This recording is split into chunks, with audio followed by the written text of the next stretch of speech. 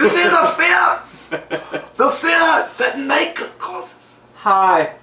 This is Thor Falcor Corleone. Corleone? And here's our new friend on Wham. He's here to... He looks like he's swimming in air. I really feel bad. I feel like it's going to take a big dump. Look, that's the face you take when you're constipated. I will get there. Alright, you get down to here now. You go. Very sweet dog. Very sweet! Michael, there's a way! He eats cat!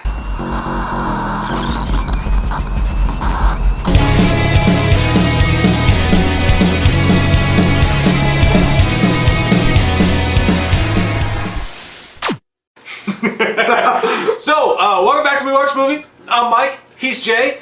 That's Thor Falcor Corleone. And it sounds like a fucking band that just is never gonna make it. This is a request review for Randy and Kelly, Ash Lockhart, as some of you know them in the comments below. Great awesome guys. Fucking sexual people whose faces we fucking love, and they picked a good one. Phantasm. Ooh. Because you didn't read the title and you didn't already know that. Fuck, I hate myself. Listen, boy! Yeah. You know, I bet that guy could hold boy for the longest time. Yeah, boy! The funeral's about to start, sir. Thanks, sir. Shit. You smell like cotton balls. Boy! These two brothers, best friends forever, awesome fucking brothers who lost their parents, Yo. live close to a funeral home, and then when they investigate what's going on, it turns out that this funeral I've been at work all night, I'm tired, I'm all broken up here, bitch, I can't work! If you don't think I will crawl over there and skull fuck the shit out of you. They find Angus Scrim, who's the tall man, who, great, rest great. in peace, is an amazing fucking actor, and he's got some shady shit going on there involving ball spears that Big old connect silver your balls. fucking face and spit out blood, or they're taking dead people and doing shit to them, and they're shrinking them because of gravity, and then they're putting them into another world and making them slaves. That's real shit. Pretty much stuff. I mean, is that the American government? I don't know. I don't know why I love this movie. I just do.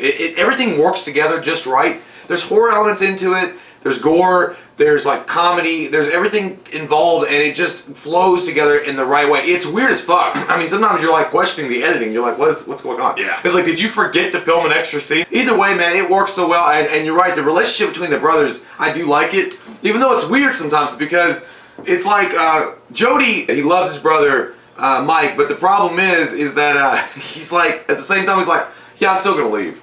I mean, I don't care. He's 13 years old. I'm gonna drop off his aunts and I'm gonna leave. But I mean, in his defense, that little fucker stalks him like in a level of 5,600. I mean, he follows him everywhere. He's like, yeah, he follows me everywhere, man. Like he knows when to leave. Yeah, he does. And he's like running around. He's like, boobies. You're fucking a girl. I like your take on boobies. And by the way, I just want to point out the fact that Tall Man has a situation where he really likes to be a woman and fuck guys because he does that twice. That can't not go spoken about because Jody at one point, and there's two titties in this movie. Well, there's four titties. Four titties. Two titties, four titties. Two plus two. Four titties. I like your take on titties. I like boobies. But yeah, like that's how he gets his victims. I know. Because the movie starts out and you see this lovely set of legs behind a tombstone. Very nice. They're fantastic. Very nice. these dudes, not these dudes, but they're fucking in the cemetery, and he's like, "Oh, Sheila." It's like whatever's good for the geese is always good for the gander. And then all of a sudden she just pulls out a knife and fucking stabs him. Every guy's worst nightmare. Not a bad way to go, I guess.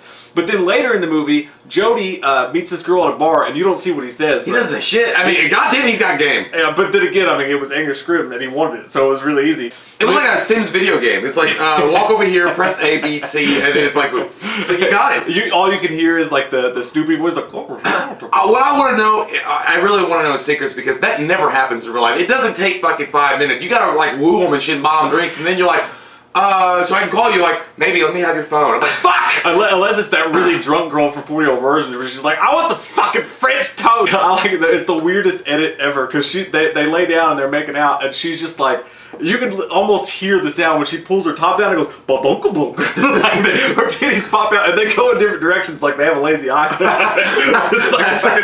think that's why Jody went, wow. Yeah, the little brother's watching in the woods. He goes, wow. He was loud. Jody goes, wow. But that's what we have to talk about is the fact that chick was Angus Scrim, the tall man is his name in the movie.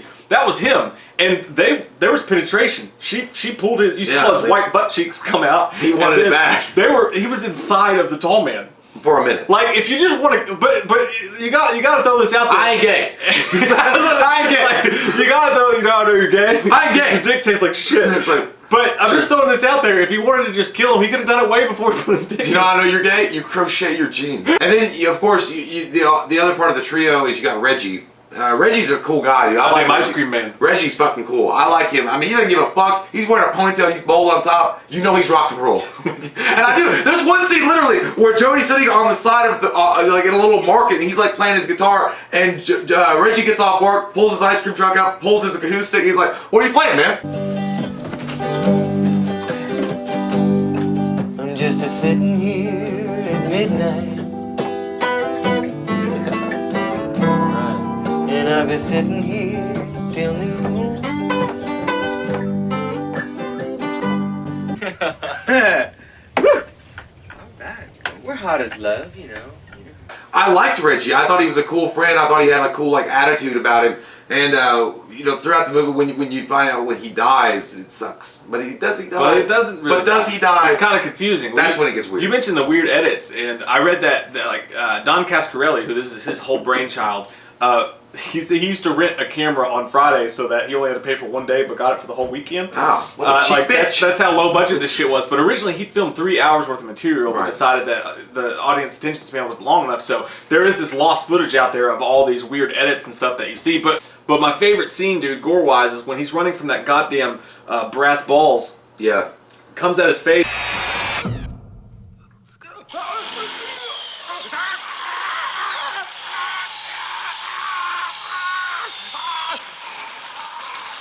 And then it spits the blood out of the other fucking side. I like how they show the representation in real life, what it would be like when you have a hangover. That's the same shit that you feel like just a fucking pounding right here and shit's coming out of your head. That's when you're remembering all the dumb shit you did the night before. And you're trying to get rid of it. It's shooting out the blood. But yeah, and also Angus Scrimm, as far as the tall man goes, intimidation, fuck yeah, dude. When he runs or walks fast, it's fuck. There's one scene specifically when he's walking down the street.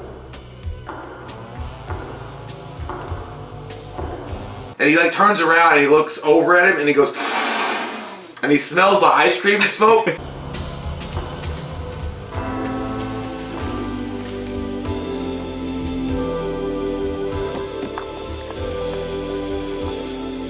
He's thinking, I'm on my diet. I love a fucking sundae. So I'm on my diet. You know what I was thinking, because he does this with his hand. He smells it and he goes, and when they pan out, he looks like Donald Trump when he's explaining something. He's like this.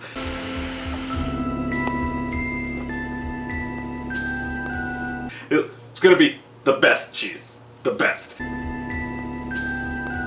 But he's holding his arm out and he looks like he's going, that ass though. He's like, I know steaks. or like I said, when he's smelling your own fart, like he farts and that's the ice and he's like, he cups his own fart. That's the face. The way he looked in that scene is the face that your asshole friend in the car rolls up the window and farts and likes to smell it. And he's like, and everybody's dying. He's like, it's not that bad. But yeah, also, I think one of the cooler or more funny scenes in the movie is towards the end when Reggie, Mike, and Jody are all in that little room where they find the canisters full of doors, and then there's gonna be shipped off to the extra dimension, and the lights go out. He was like, I got a lighter. You're Mike, and he's like, light it up. And then he's like, boom. And it's like that fucking monster. And then you hear a boom boom or whatever, and it's still dark, and you hear Reggie goes, Jody! Goes, Mike, and you hear that ground, he's like, oh shit. That's weird, dude, because that's how I got introduced to that movie, is because you'd watched it when we were kids, and you were talking about that scene particularly. So you gotta see the scene, and then we watched it. I haven't actually watched it since then until now, but I fucking loved it, man. Yeah, it was great. This is a movie, today you get these horror movies that come out and they try to throw that old school horror soundtrack on, and I like it. That music was great. But this movie fucking was, wow. This was fucking authentic Mexican, goddamn legit, VH1 throwback classic. One of my favorite scenes is when the finger comes back to life and it turns into that little critter. I mean, you literally could have made this with dollar store yarn. You know? I think it was nasty though. It was a big fly. They did it so fucking good there, man. That whole goddamn scene, and they're trying to shove it in the garbage disposal, and then Reggie shows up and is like, what the hell? I love that entire scene. Seriously, what the fuck is wrong with you guys? I just came over to bring you some ice cream and I get attacked? Hey, what's going on here?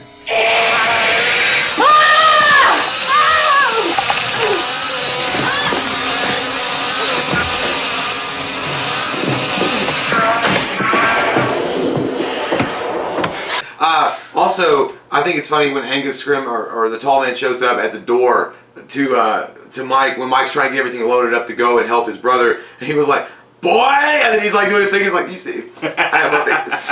But yeah, dude. Those little mannerisms, man, make the character like they mean almost nothing, but they create such a fucking character behind him. Like you want to know what he does at night in the bedroom. I think that the tall man makes Slender Man suck a big old dick. You know he will fuck you up with some silver balls that he has in his pants.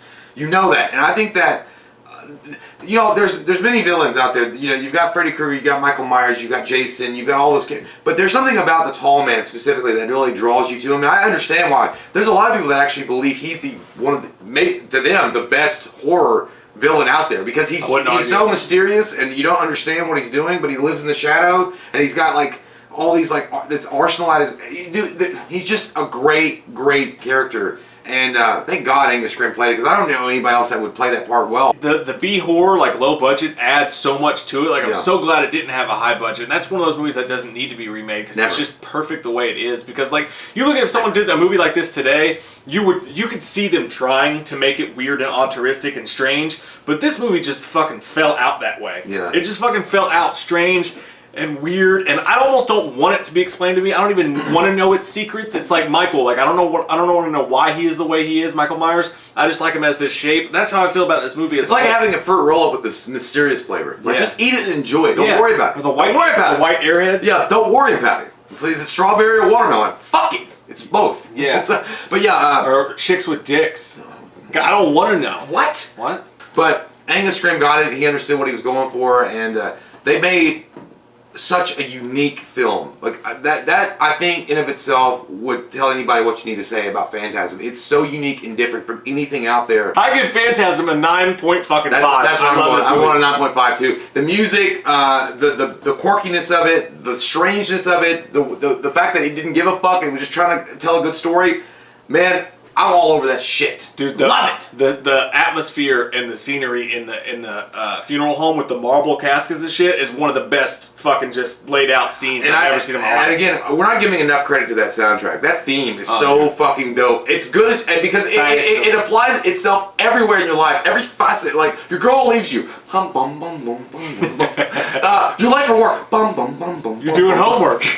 Yeah, what's a bum bum bum bum bum bum? What's a king to a god? But yeah, man, take it on. It can be applied everywhere, and they did a great job on that soundtrack too. So kudos to you. You guys have fucking rocked the shit out of the horror world forever, forever. One of my favorite shots in horror, by the way, real quick, is when he's sleeping and he wakes up and tall man's over the bed just going, oh. Yeah, that was and then the zombies break out and eat him. It's fucking amazing. There's one also scene when Mike's running through the foggy streets. It's always foggy. I don't understand. But the tall man's running behind him. He's like, "You played a good game, boy, but now you die." And that ending, that you mentioned Nightmare on Elm Street earlier. Yeah. This movie puts their mirror jump scare to fucking shame. Yeah. Well, not mirror, because you remember at the end of Nightmare when he sucks her through the fucking door? Wes Craven didn't even want that. In this one, the boy wakes up. Boy!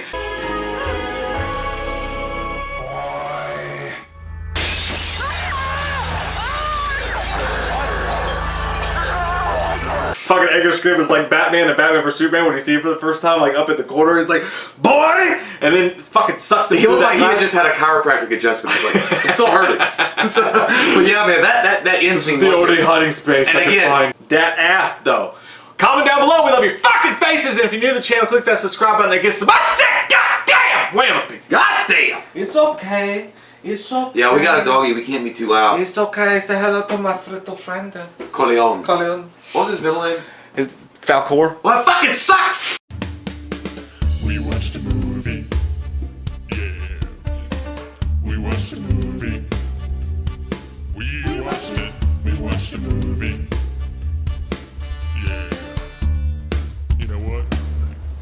We did a review. We watched a movie.